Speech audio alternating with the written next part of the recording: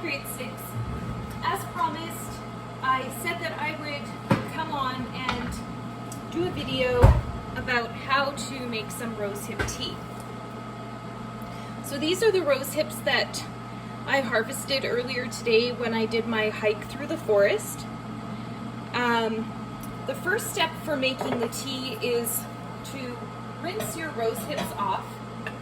You know, we want to make sure things are clean before we eat them. And then I'm not going to dry my rosehip because I'm not planning to store them for the winter. I just harvested enough to make a pot of tea. So the first step here is to make your tea with the fresh rosehips is just to trim off the ends of the berries. So be very careful if you're using a knife, and you're just going to trim off each one.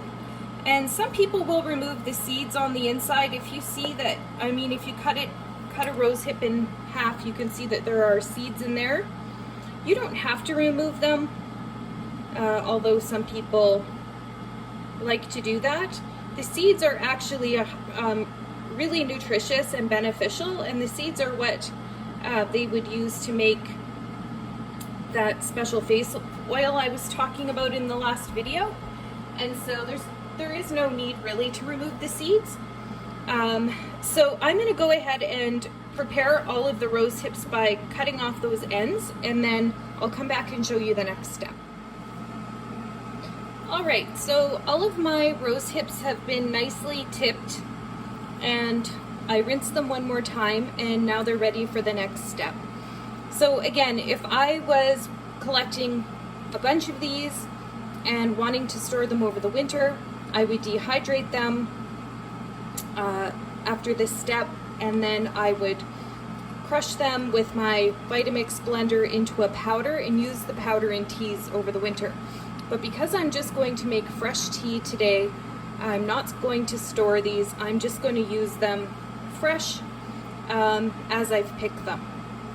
And you can actually hear my dehydrator going here in the background. I'm dehydrating some calendula, which I grew in my garden this year, to make calendula infusion for the skin. So I would use my dehydrator to dehydrate the rosehip, so you could use your oven as well. Anyways, so while the water is boiling here in the kettle, I am going to put these in a container and emulsify them a little bit in my Magic Bullet blender. And they don't have to be like pulverized within an inch of their life, so to speak. You just have to give them a few kind of buzzes with the Magic Bullet blender, or another blender that's just going to kind of break them up a little bit.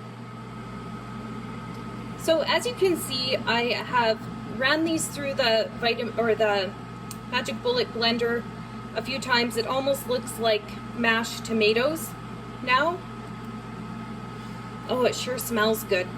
And now I'm going to transfer this into my teapot that I have ready here. So basically the recipe would be a 1/4 cup of fresh rose hips for 1 cup of water. So I want to use more than a cup of water, so this is almost 2 cups of rose hips that I have prepared here. So I'm going to transfer them into my teapot. Seeds and all. Scrape everything out of my cup there because I don't want to waste any of that yumminess. And not just yumminess, but good nutrition. Remember, rose hips are like a superfood. They're packed right full of good nutrients, especially after you let them have a good frost. And we did have a frost the other day out here, so after a good frost, the plant really puts a lot of extra effort into ensuring that the seed pods are going to be full of everything they would need in the springtime to seed out and grow another plant. These ones won't be growing any plants because I'm going to use them for tea making here, but Okay, so I've got that in my teapot, and I'm just waiting for the water to boil. Once the water boils, I'm going to fill my teapot up to the top with hot water, let that steep until it cools down enough for it to be the right temperature for drinking. So my water is boiling there in my cool space age kettle. My students always like to see that kettle working. So now that the water has boiled, I'm going to very carefully, so I don't burn myself, pour the water over top of my emulsified rose hips. Fill my teapot up to the top.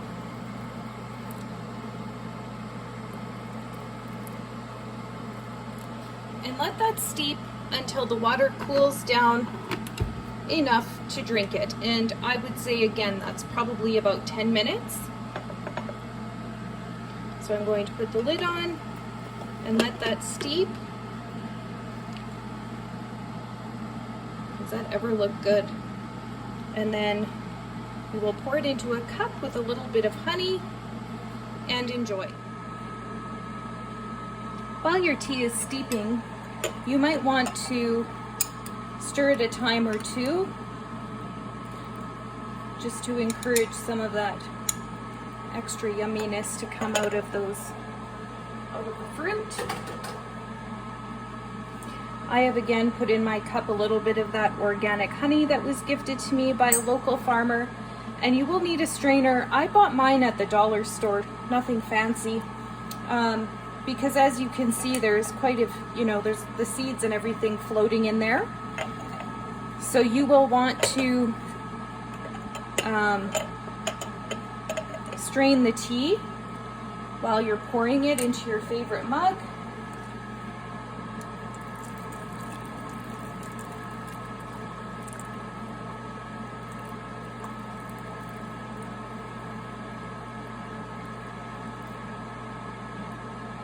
And you will see that, the lumpy stuff is, and the seeds are strained off, and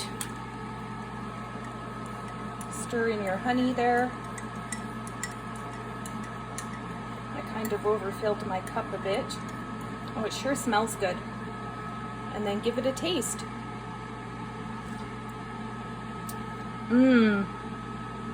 So good. If you try it, let me know how you like it. I hope you enjoyed this video. Bye for now.